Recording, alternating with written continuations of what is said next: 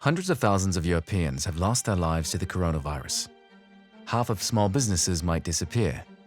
Millions of Europeans have lost their jobs and our social lives have been torn apart. How did we get into this mess? If European governments had spent just €4 per person preparing for a pandemic, this catastrophe could have been avoided. Decades of short-term thinking and spending cuts for vital public goods like hospital beds, doctors and nurses have left our society vulnerable to crises. Over the past 30 years, our economy has been turned upside down, placing short-term profits and growth above everything else. This has hurt people and the planet, and failed to even create a strong economy.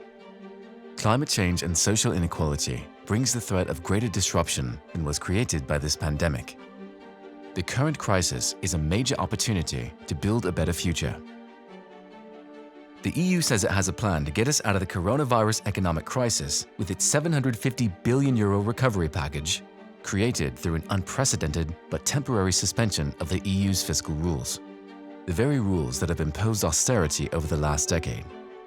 However, EU member states are on course to waste vast sums of this money rebuilding the old, flawed economy and bailing out unsustainable industries like airlines and coal power plants.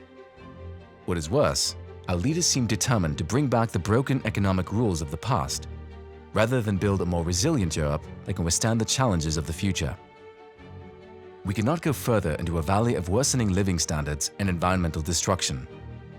The EU must seize this opportunity to build a bridge to a resilient green economy with the jobs of the future and improved living standards for all. Join us as we call on finance ministers across the EU to rethink the recovery. Sign the petition now.